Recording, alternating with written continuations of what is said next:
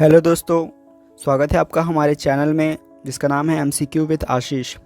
दोस्तों, आज हम साइंस का एक महत्वपूर्ण टॉपिक पीरियोडिक टेबल के एमसीक्यू सॉल्व करने वाले हैं।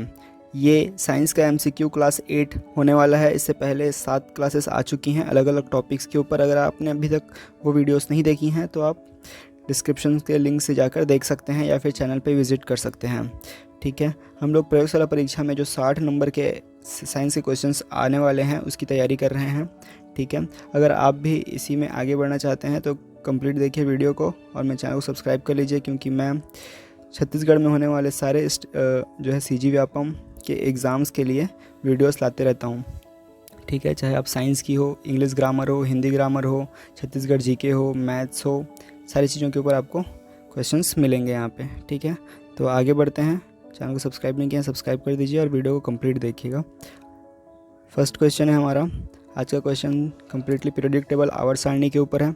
ठीक है, बेसिक क्वेश्चंस रहेंगे। फर्स्ट नंबर का क्वेश्चन है, आवर्त सारणी के उदग्र स्तंभों को क्या कहा जाता है? ऑप्शन है वर्ग कहा जाता है, या फिर आवर्त, या फिर अपर रूप, या फिर इनमें से कोई नहीं। बताइए कि आवर्त सारणी के स्तंभों को क्या कहा जाता है? सही आंसर है इसका वर्ग कहा जाता है। ठीक है, आपने आवर्त सारणी देखा ही होगा, इस टाइप से होता है। ठीक है, इस टाइप से क्षैतिज तत्वों को अरेंज किया गया है और ऐसे वर्ग में अरेंज किया गया है। ठीक है, तो जो ऊपर से नीचे का जो वर्ग है इसको वर्ग कहा जाता है, जो ऊपर से नीचे एक लाइन होता है। ठीक है, ऐसे इसमें बहुत सारे लाइन बने हुए हैं। ठीक है, तो इसको वर्ग कहा जाता है, और जो क्षैतिज लाइन बनी हुई है उसको कहा जाता है आवर्त। ठीक है, आगे सारे क्वेश्चंस आएंगे, पूरा बेसिक से आपको क्लियर कर दिया जाएगा। ठीक है, आगे बढ़ते हैं सेकंड नंबर के क्वेश्चन की तरफ। आवर्त सारणी में कितने वर्ग होते हैं? मैंने बताया कि वर्ग किसको बोलते हैं, जो स्तंभ होते हैं।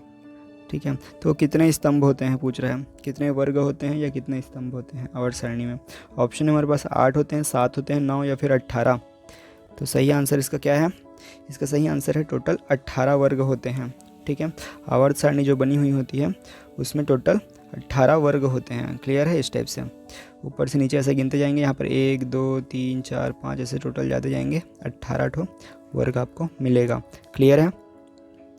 आगे बढ़ते हैं थर्ड नंबर के क्वेश्चन की तरफ। थर्ड नंबर का क्वेश्चन है, आवर्त सारणी के प्रथम वर्ग के सदस्य हैं। ठीक है, जैसे आवर्त सारणी में टोटल 18 वर्ग हैं, तो उसमें पहले वर्ग में का सदस्य कौन सा है ये पूछ रहा है। ऑप्शन है हमारे पास अम्लीय धातु हैं, या फिर क्षारीय धातु हैं, या फिर अक्रिय गैस है, या फिर मिश्र धातु है। तो बताइए कि प्रथम वर्ग के सदस्य कौन है इसमें से? तो जो प्रथम वर्ग है उसमें क्षारीय धातु पाई जाती है। ठीक है, कम्प्लीटली जो प्रथम वर्ग है, टोटल 18 वर्ग में से जो प्रथम वर्ग है यहाँ पर ये वाला।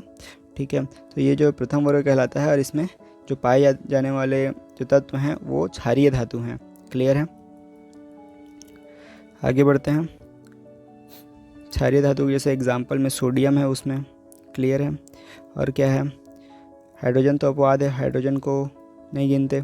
ठीक है, फिर उसके बाद लिथियम है, फिर उसके बाद सोडियम है, फिर उसके बाद पोटेशियम है। ठीक है, तो इस टाइप से ये सभी क्या हैं? क्षारीय धातु हैं। आगे बढ़ते हैं फोर्थ नंबर के क्वेश्चन की तरफ। आवर्त सारणी में कितने आवर्त होते हैं? ठीक है, आवर्त की बात हो रही है। जैसे अभी हमने वर्ग देखा, टोटल 18 वर्ग होते हैं, वैसे कितने आवर्त होते हैं, मतलब क्षैतिज रेखाओं में कितने रेखाएं बनी हुई हैं क्षैतिज में। ठीक है, ऑप्शन है हमारे पास 8 9 7 या फिर 18। सही आंसर क्या होगा? सही आंसर है इसका 7। देखिए, आवर्त सारणी में इस टाइप से आवर्त बनी रहती है। ठीक है, यहाँ पर एक लाइन होता है, 1 2 3 4 5 6 7, इस टाइप से 7 लाइनें बनी हुई होती हैं। ठीक है, लेकिन नीचे में एक और बॉक्स होता है जो एफ ब्लॉक के तत्वों का होता है, और यहाँ पर दो लाइनें बनी है। अगर आपको टोटल आवर्त सारणी में पूछे जिसमें सभी ब्लॉक्स कंप्लीटेड हैं, मतलब एस पी डी और एफ सभी, तो आपको वहाँ पर 9 आवर्त मिलेंगे। लेकिन जो है अगर सिर्फ इसको ही जो है लिया जाए तो यहाँ पर 7 आवर्त माने जाते हैं। क्लियर है? तो अगर आवर्त सारणी में कितना आवर्त है पूछे तो 7, और अगर टोटल आपको पूछे तो 9 आपको बताना है। क्लियर है? आगे बढ़ते हैं। मेंडलीफ के आवर्त सारणी में कुल कितने वर्ग हैं? मेंडलीफ की आवर्त सारणी। देखो दो टाइप की आवर्त सारणी आपको मिलेगी, एक तो आधुनिक आवर्त सारणी और दूसरा मेंडलीफ की आवर्त सारणी। आधुनिक आवर्त सारणी में हमने देखा टोटल 18 वर्ग थे, ठीक है, लेकिन यहाँ पर 18 आंसर नहीं है क्योंकि ये मेंडलीफ की आवर्त सारणी के बारे में बात कर रहा है। तो मेंडलीफ की आवर्त सारणी में टोटल 9 वर्ग थे। क्लियर है, टोटल 9 वर्ग थे। आगे बढ़ते हैं 6वें नंबर के क्वेश्चन तरफ। आवर्त सारणी में शून्य समूह का तत्व है। शून्य समूह, देखिए टोटल समूह मतलब वर्ग होता है, ठीक है, समूह मतलब वर्ग होता है, तो वो कौन सा वर्ग है जिसको शून्य वर्ग कहा जाता है या शून्य समूह कहा जाता है। टोटल 18 वर्ग हैं, मतलब टोटल 18 समूह हैं, तो कौन से समूह को शून्य समूह कहा जाता है। सही आंसर क्या होगा, ऑप्शन है हमारे पास हाइड्रोजन, हीलियम, कार्बन डाइऑक्साइड और क्लोरीन। तो मैं आपको बता दूं कि जो अंतिम कक्ष के ये तत्व हैं, यहाँ पर जो रहते हैं लास्ट में, यहाँ पर जितने भी तत्व पाए जाते हैं उनको क्या बोला जाता है, उनको शून्य समूह बोला जाता है, शून्य समूह के तत्व बोला जाता है, ठीक है। तो इसमें से बताइए कि कौन सा तत्व है जो लास्ट में पाया जाता है, क्या वो हाइड्रोजन है, हीलियम है, कार्बन डाइऑक्साइड या फिर क्लोरीन है। इसका सही आंसर है option number B, helium. Helium एक शून्य समूह का तत्व है। क्लियर है, आगे बढ़ते हैं। इसी को अक्रिय गैस भी बोलते हैं, निष्क्रिय गैस, अक्रिय गैस, ठीक है, शून्य गैस, इस टाइप से। 7वें नंबर का क्वेश्चन देखते हैं। मीथेन में कितने सहसंयोजक बंधन होते हैं। मीथेन में कितने सहसंयोजक बंध होते हैं। सहसंयोजक बंध कोवेलेंट बॉन्ड की बात हो रही है। ऑप्शन हमारे पास 2, 7, 4 या फिर 6। तो मीथेन कैसे लिखते हैं, CH4 ऐसे लिखते हैं, है ना। और कार्बन की संयोजकता क्या होती है, 4 होती है, और ये 4 हाइड्रोजन से इस टाइप से जुड़े हुए होते हैं। तो यहाँ पर टोटल कितने बंध बन रहे हैं, 1, 2, 3 और 1, 4। टोटल 4 बंध बन रहे हैं, और ये बंध सभी सहसंयोजक बंध हैं, सभी इलेक्ट्रॉन का साझा करने के बाद बनते हैं। क्लियर है, तो यहाँ पर सही आंसर हो जाएगा ऑप्शन नंबर सी, 4। मतलब टोटल 4 सहसंयोजक बंध यहाँ पर बन रहे हैं। आगे बढ़ते हैं 8वें नंबर के क्वेश्चन की तरफ।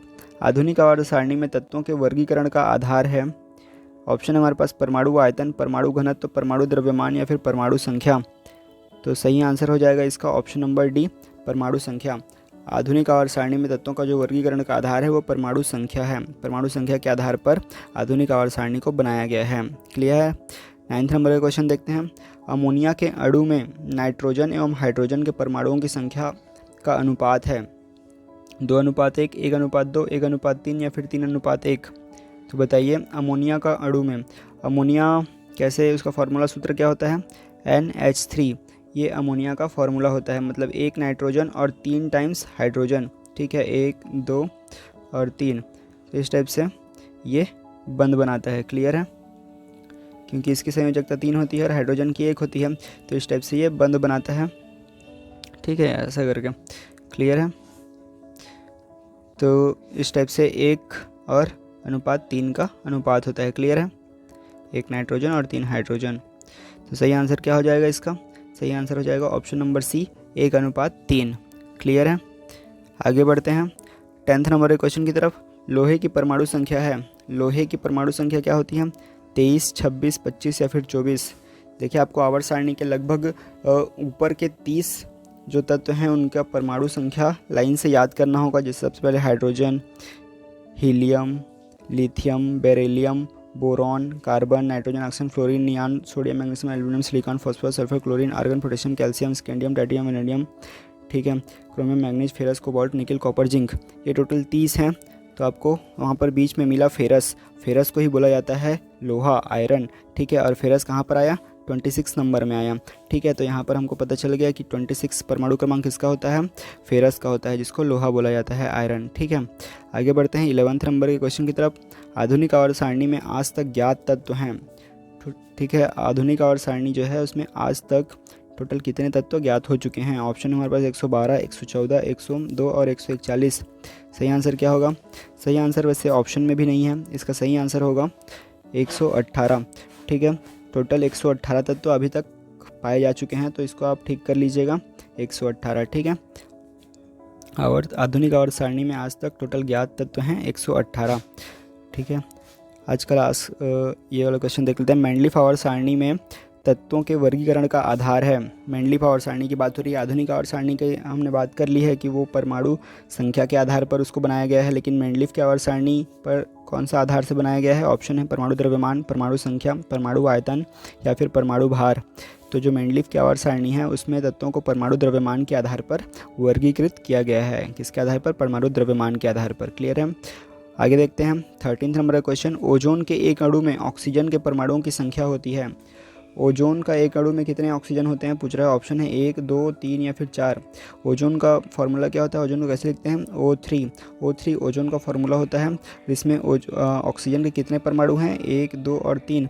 तीन जो है परमाणु मिलके एक ओजोन का अणु बनाता है। ठीक है, तो यहाँ पर सही आंसर क्या हो जाएगा? Option number C, 3। ठीक है, परमाणु की संख्या कितनी होती है? 3 होती है। क्लियर है? तो ये रहा आज का सारा क्वेश्चंस। ठीक है, कैसा लगा क्वेश्चन कमेंट बॉक्स में बताइए। चैनल को सब्सक्राइब कर लीजिए और वीडियो को लाइक करके दोस्तों के साथ शेयर भी कीजिए। ठीक है, मिलते हैं अगले वीडियो में, तब तक के लिए बाय बाय।